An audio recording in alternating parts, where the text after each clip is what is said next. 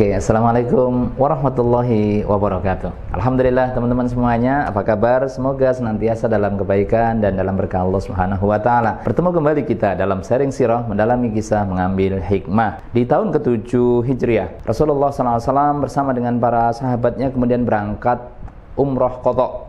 Kita tahu sebelumnya di dalam perjanjian Hudaybiyah, saat di tahun ke-6 Rasulullah SAW bersama dengan para sahabat berencana untuk umroh, maka dicegah dan seterusnya sampai kemudian terjadi perjanjian Hudaybiyah. Jadi salah satu poinnya, orang-orang Islam baru boleh setahun kemudian masuk Mekah. Di tahun ke-7 Rasulullah SAW berhasil memasuki kota Mekah sebagaimana yang dijanjikan oleh Allah Subhanahu wa Ta'ala dalam mimpi beliau. Di ayat 27 dari surat Al-Fath, laqad shadaqallahu rasulahu ru'ya bil haqq la tadkhulunnal masjidal harama insyaallahu aminina muhallikina ru'usakum wa muqassirina la takhafun.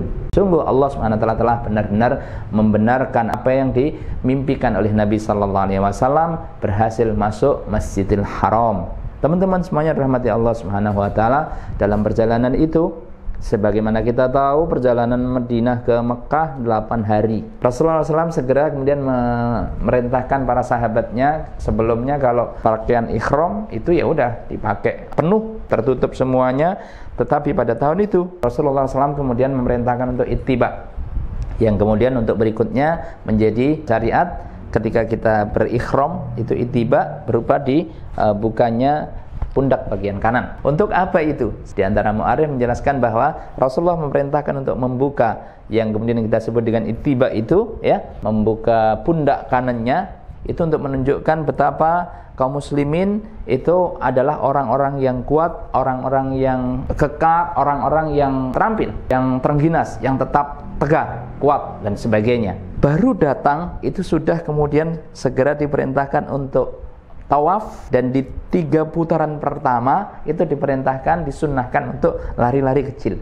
Orang-orang Mekah ini ada beberapa sembunyi, ada beberapa yang di bukit Abu Qubais untuk melihat, menonton dan sebagainya. Karena itu Rasulullah SAW perintahkan tadi untuk ittiba, untuk menunjukkan kekuatan dari kaum muslimin. Yang kedua, Rasulullah sunnahkan untuk dalam 3 putaran pertama itu disunnahkan untuk lari-lari kecil. Nah, teman-teman semuanya dirahmati Allah Subhanahu wa Ta'ala, maka usai tawaf disunnahkan untuk salat 2 rakaat. Dan apa surat yang dibaca? Surat yang dibaca adalah, yang pertama adalah surat Al-Kafirun, Qul ya ayyuhal kafirun. Yang kedua adalah Qul huwallahu ahad. Justru surat ini disunnahkan ketika salat sunnah ba'da tawaf untuk meneguhkan dan menegaskan kepada orang-orang kafir, qul ya ayyuhal kafirun, tentang prinsip Islam, ya, bahwa Islam tetap teguh, ya, lakum dinukum waliyatin, akan tetapi komitmen dan keistiqomahan kaum muslim terhadap ajaran agamanya itu membuahkan hasil. Akhirnya qul huwallahu ahad, Allahus samad, lam yalid walam yulad walam yakul lahu kufuwan ahad. Prinsip tauhid itu kemudian bisa ditegakkan kembali untuk mengikuti ajaran yang telah diwariskan oleh datuknya Rasulullah SAW, yakni Nabi Ibrahim. Nah, teman-teman semuanya yang dirahmati Allah Subhanahu wa Ta'ala, tentu di antara rukun umroh setelah tawaf berikutnya adalah sa'i. Nah, pada waktu mau sa'i inilah kemudian orang-orang Ansor itu menyampaikan kepada Nabi Sallallahu Alaihi Wasallam, wahai Nabi, izinkan untuk tidak ikut sa'i.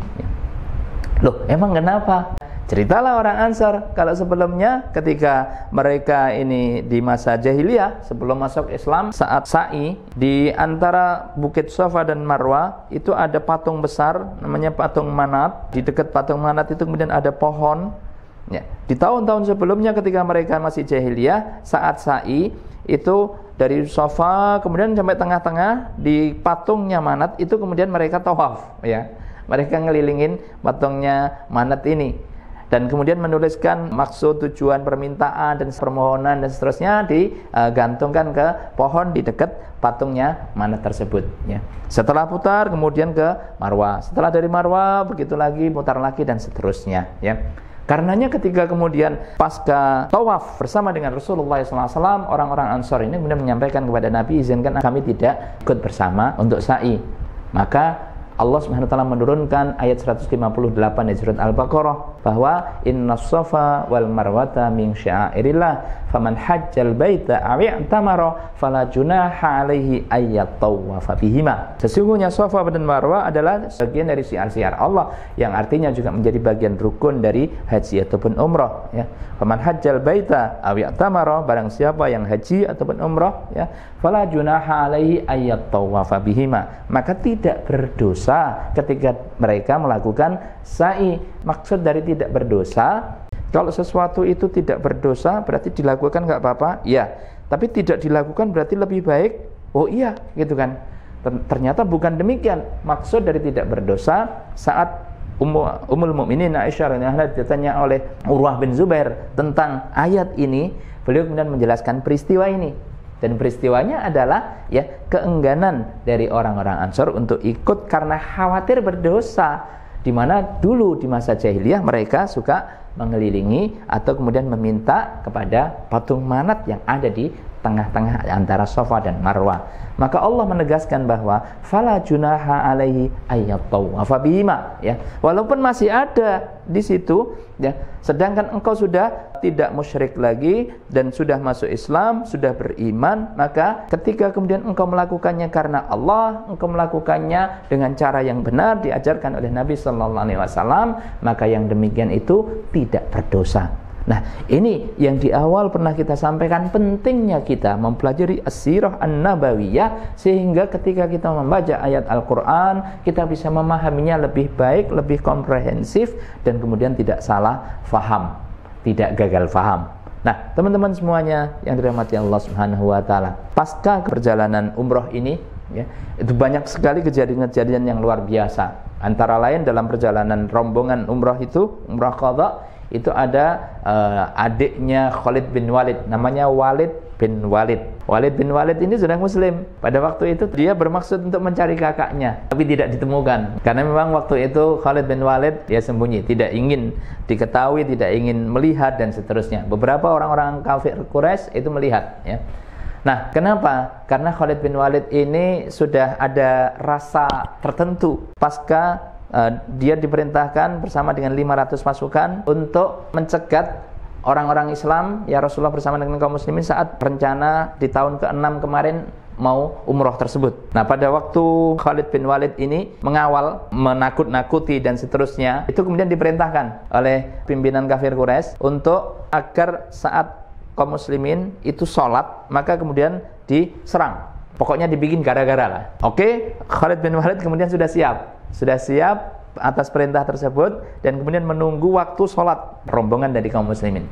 Saat kemudian sholat, itu Khalid bin Walid melihat 1400 rombongan kaum muslimin yang dipimpin oleh Nabi SAW itu sholat. Saat kemudian rukuk, itu ternyata yang rukuk separuh, yang di belakangnya ini berdiri dan menjaga, ya. Kaget ini Khalid, loh, wah ini nggak mungkin ini. Emang siapa yang memberitahu rencana penyerangan? Pasti nggak ada, ya, pasti nggak ada. Kemudian sampai sujud selesai, kemudian berdiri, ya. Yang belakang tadi itu kemudian menyelesaikan salatnya 1 rakaat, dan begitu seterusnya. Nah, itu mulai ada rasa di dalam diri Khalid bin Walid. Oh, ini memang jangan-jangan memang benar ini dari Tuhan, ini dari Allah ini, ya. Ini ajaran agama yang dibawa Muhammad. Mulai tertarik. Nah, di pasca umrah qadha ini, ya, adik beliau Walid bin Walid itu akhirnya karena mencari-cari tidak ketemu, akhirnya menitipkan surat, ya. Dan sampailah kemudian surat itu kepada Khalid bin Walid. Saat dibaca suratnya, ya, itu isi suratnya adalah saya mencari-carimu kok nggak ketemu. Ini ada kabar dari Nabi sallallahu alaihi wasallam betapa Khalid bin Walid yang cerdas, yang kuat, yang hebat. Masa orang sekelas dia itu tidak bisa melihat kebaikan dan kehebatan dari ajaran Islam, di mana orang-orang kafir Quraisy sekarang sudah nggak punya kekuatan. Nah, teman-teman semuanya rahmatullah Allah Subhanahu wa taala, ringkasnya kemudian Khalid bin Walid akhirnya tertarik untuk kemudian segera mau masuk Islam, sehingga dia berangkat ketemu dengan Amr bin As, ya, itu saling bertanya, mau kemana kamu? Kata Khalid bin Walid, ini orang kalau macam-macam bisa saya jabanin. Akhirnya saya mau ke Madinah. Kenapa? Ya, mau masuk Islam. Sama dong, kata Amr bin As. Ya. Dan kemudian bertemu dengan Utsman bin Talhah. Utsman bin Talhah adalah seorang yang mengantarkan Ummu Salamah waktu berangkat hijrah. Karena dia masih kafir, jiwa kesatrianya dan kesucian kehanifannya itu mengantarkan saja. Begitu mengantarkan, tetap menjaga kesucian seorang wanita, maka kemudian setelah sampai pulang. Ya. Nah, mereka bertiga, Utsman bin Talha, Khalid bin Walid, Amr bin As, itu kemudian hijrah ke Madinah, menyatakan diri masuk Islam. Kata Nabi SAW, Mekah benar-benar telah menyerahkan jantung hatinya. Panglima perang besarnya Khalid bin Walid, menteri luar negerinya Amr bin As, dan juga Utsman bin Talha, pemegang kunci Ka'bah. Ketiga-tiganya kemudian sudah masuk Islam. Teman-teman semuanya yang dirahmati Allah Subhanahu wa taala, hadiah yang luar biasa dari Allah Subhanahu wa taala, kemenangan yang kilang gemilang pasca perjanjian Hudaybiyah, pasca Bai'atur Ridwan, itu adalah kemenangan yang luar biasa yang didapat oleh kaum muslimin, sampai-sampai kemudian di tahun ke-7 ini berhasil umrah qadha. Begitu banyak kaum muslimin dari berbagai macam suku di sekitar Madinah dan Makkah itu yang kemudian mereka masuk Islam, dan juga orang-orang kafir Quraisy pun tokoh-tokohnya itu banyak sekali yang kemudian mulai masuk Islam. Pasca masuk Islamnya ini, perjanjian salah satu poinnya adalah perjanjian damai, gencatan senjata selama 10 tahun tentu masih berlaku, tetapi pada tahun itu kemudian terjadi sebuah tragedi, tepatnya bisa disebut sebagai sebuah pengkhianatan atas perjanjian. Ya. Apa itu? Ya. Suku yang merupakan sekutunya orang-orang Quraisy, yakni Bani Bakar. Salah satu poin di perjanjian Hudaybiyah, orang Quraisy boleh mencari sekutu siapa saja. Rasulullah dan kaum muslimin juga boleh mencari sekutu siapa saja. Kemudian pasca perjanjian Hudaybiyah itu, Bani Bakar itu menjadi sukunya Quraisy, dan kemudian ada satu suku yang sebelumnya kepala sukunya itu diminta untuk melakukan negosiasi bersama dengan Nabi oleh orang-orang Quraisy menjelang detik-detik perjanjian Hudaybiyah, ya. Yakni Budail bin Warqa al-Khuzai. Tokoh dan pemimpin Bani Khuza'ah ini pasca diutus oleh orang-orang Quraisy untuk berdialog dengan Nabi, ternyata kemudian menyatakan kepada orang-orang Quraisy, sudah biarkan sajalah Muhammad masuk, gitu kan, ya. Maka kemudian diejek oleh orang-orang kafir Quraisy, ya. Dasar badui kampung nggak guna, gitu kan. Marah dia, ya. Dongkol, marah. Hampir terjadi peperangan tapi bisa didamaikan oleh Abu Sufyan, tetapi dongkol dan marahnya itu hingga akhirnya begitu terjadi perjanjian Hudaybiyah, suku Khuza'ah itu akhirnya bersekutu dengan Nabi sallallahu alaihi wasallam. Saya ikut Muhammad sallallahu alaihi wasallam.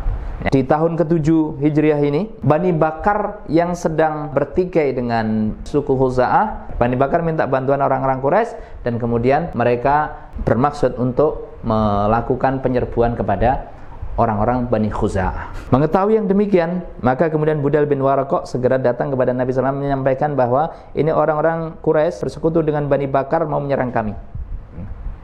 Akhirnya Rasulullah SAW segera mempersiapkan 10.000 pasukan. Teman-teman semuanya dirahmati Allah Subhanahu wa taala, sebagai pemimpin besar, panglima besar, Abu Sufyan mendengar gelagat ini. Gelagat di mana Rasulullah SAW bersama dengan kaum muslimin mulai mempersiapkan 10.000 pasukan, ya. 10.000 pasukan. Kemarin waktu kita bahas tentang perang Ahzab, ini adalah perang sekutu dari orang-orang Quraisy, suku Ghatafan, orang-orang Yahudi dan sebagainya, ada 10.000 pasukan. Jumlah pasukan terbesar yang pernah ada di bangsa Arab. Tetapi kemudian di tahun ke-7 Hijriah, Rasulullah SAW berhasil kemudian mengumpulkan 40.000 pasukan, ya. Sementara orang-orang Quraisy pada waktu itu dalam kondisi drop, pamornya sudah jatuh, kekuatannya sudah tidak ada, panglima besarnya Khalid bin Walid, menteri luar negerinya Amr bin As, pemegang kunci Ka'bahnya Utsman bin Talha, dan beberapa tokoh-tokoh yang lainnya sudah mulai masuk Islam, ya. Maka perasaan Abu Sufyan, aduh, bagaimana ini? Mengetahui demikian, segeralah kemudian Abu Sufyan ini lari, datang ke Madinah menemui Nabi Sallallahu Alaihi Wasallam. Pertama datang ke putrinya, ada namanya Ummu Habibah binti Abu Sufyan, ya, yang waktu itu sudah menjadi Ummul Mukminin, istrinya Nabi Sallallahu Alaihi Wasallam. Tempat pertama yang dituju oleh Abu Sufyan untuk nantinya segera menemui Nabi itu adalah rumahnya putrinya tersebut, Ummu Habibah. Begitu nyampe ke rumah putrinya, di tempat ruang tamunya itu kan ada bantal yang biasa dipakai untuk tempat duduk. Ada bantal-bantal untuk tamu, untuk tuan rumah dan sebagainya. Nah, itu ada bantal, maka kemudian Abu Sufyan akan duduk. Saat akan duduk itu, bantal tersebut kemudian langsung diambil oleh Ummu Habibah. Loh, putriku, apaan ini? Ya, ini saya mau duduk. Ya, bukan demikian wahai ayahku. Ini adalah bantalnya Rasulullah SAW dan tidak patut untuk kemudian engkau duduk di atasnya. Ya, seperti itukah sikap putri kepada ayahnya? Bukan demikian. Sekali lagi, ini adalah penghormatan kami kepada Rasulullah Muhammad SAW. Teman-teman semuanya yang dirahmati Allah Subhanahu Wa Taala. Wah, keki luar biasa si Abu Sufyan. Dan seperti apa berikutnya upaya Abu Sufyan untuk kemudian melobi Rasulullah SAW? Tetap tunggu dalam sharing sirah, mendalami kisah, mengambil hikmah pada sesi berikutnya menjadi lebih menarik lagi, karena Rasulullah SAW memiliki sikap yang juga luar biasa terhadap apa yang lobi yang nanti akan disampaikan oleh Abu Sufyan. Tetap menarik insyaallah, dan tetap bersama dengan kami sharing sirah, mendalami kisah bersama dengan saya Muhammad Zubairi. Terima kasih. Assalamualaikum warahmatullahi wabarakatuh.